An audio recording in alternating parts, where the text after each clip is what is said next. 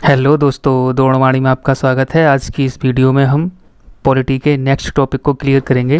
Student, जैसा कि हम पिछली वीडियो में संसद को क्लियर किए थे, इस वीडियो में हम संसद की वार्षिक कार्रवाई और दैनिक कार्रवाई को क्लियर करेंगे। तो अभी तक आपने हमारे चैनल को सब्सक्राइब नहीं किया है तो सब्सक्राइब कर लीजिए, बेल आइकन को ऑन कर लीजिए ताकि द्रोणवाणी की नई नई वीडियो आप तक पहुँचती रहें। स्टूडेंट, कोई डाउट होता है तो कमेंट बॉक्स में पूछ सकते हैं। तो आइए स्टूडेंट स्टार्ट करते हैं संसद की वार्षिक कार्रवाई। तो जैसा कि स्टूडेंट पिछले वीडियो में हम संसद के बारे में पढ़े थे, संसद के 3 अंग होते हैं, राष्ट्रपति, लोकसभा और राज्यसभा।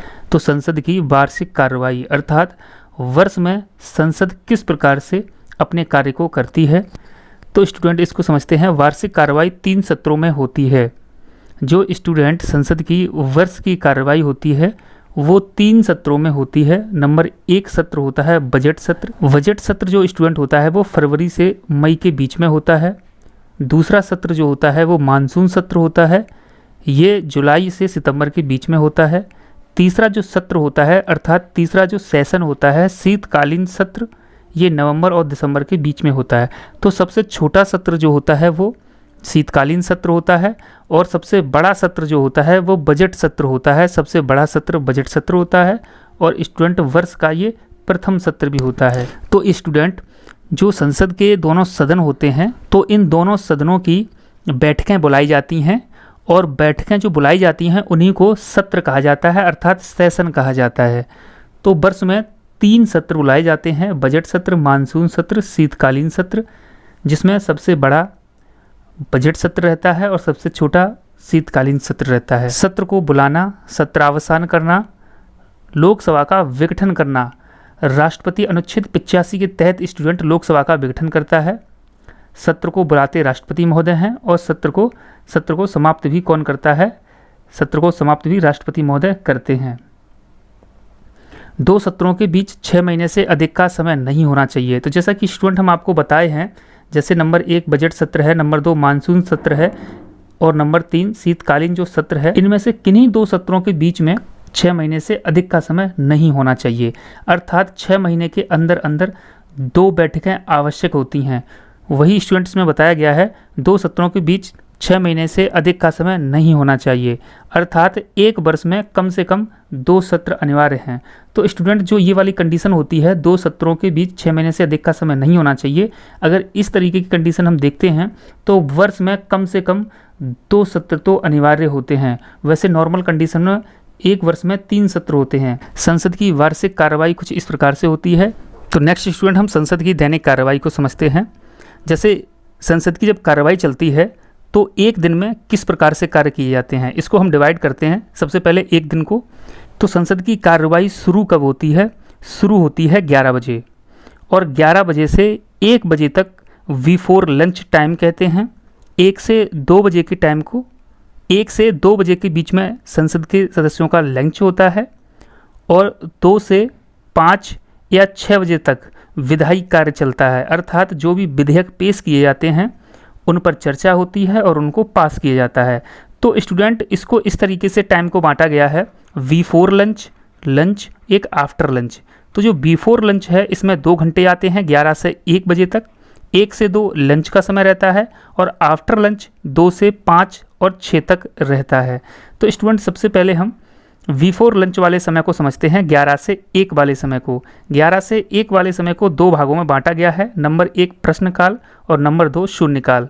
तो स्टूडेंट, जब कार्रवाई शुरू होती है 11 बजे तो 11 से लेके 12 बजे तक प्रश्नकाल होता है और 12 से लेके 1 तक शून्यकाल होता है। तो जो स्टूडेंट 11 से 12 प्रश्नकाल होता है इसको हम अभी समझेंगे।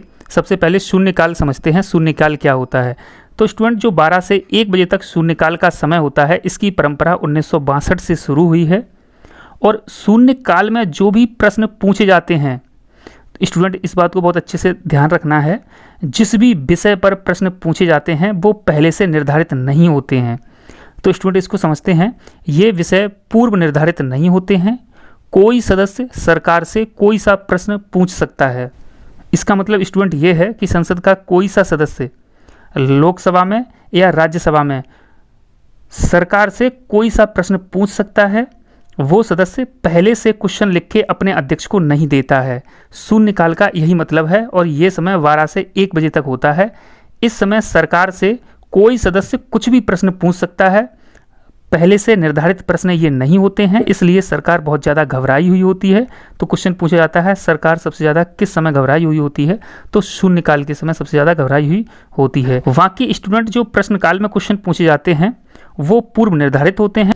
तो स्टूडेंट जो प्रश्नकाल होता है 11 से 12 बजे तक, इस समय जो भी सरकार से प्रश्न पूछे जाते हैं ये प्रश्न पूर्व निर्धारित होते हैं।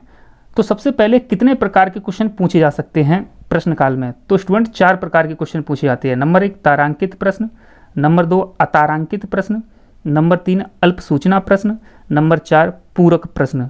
तो स्टूडेंट ये 4 प्रकार के प्रश्न पूछे जा सकते हैं। तारांकित प्रश्न बहुत इंपॉर्टेंट होते हैं और जो भी स्टूडेंट तारांकित प्रश्न होते हैं उन पर स्टार बना दिया जाता है, अर्थात तारा बना दिया जाता है, इसलिए उसे तारांकित प्रश्न कहते हैं। ये बहुत महत्वपूर्ण होते हैं और जो भी ये क्वेश्चन पूछे जाते हैं तारांकित प्रश्न, उसके जो जवाब दिए जाते हैं सरकार की तरफ से वो मौखिक दिए जाते हैं।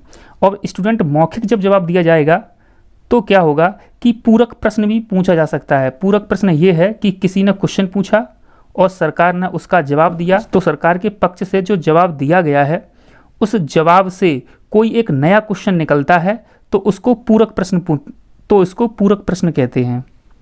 नंबर 2 अतारांकित जो प्रश्न हैं ये कम महत्वपूर्ण होते हैं और इनके जवाब लिखित में दिए जाते हैं। तो स्टूडेंट जब जवाब लिखित में दिए जाएंगे तो पूरक प्रश्न ऐसे में नहीं पूछ सकते हो। नंबर 3 अल्प सूचना प्रश्न, जैसे स्टूडेंट किसी समय कोई तात्कालिक विषय चल रहा है, जैसे किसान आंदोलन चल रहा है या एनआरसी चल रहा था, तो स्टूडेंट उस विषय पर कोई क्वेश्चन पूछना अल्प सूचना प्रश्न कहलाता है।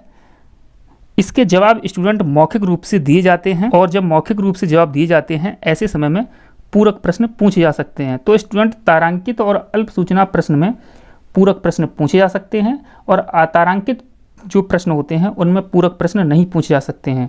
स्टूडेंट चौथे जो पूरक प्रश्न थे ये हम आपको बता चुके हैं।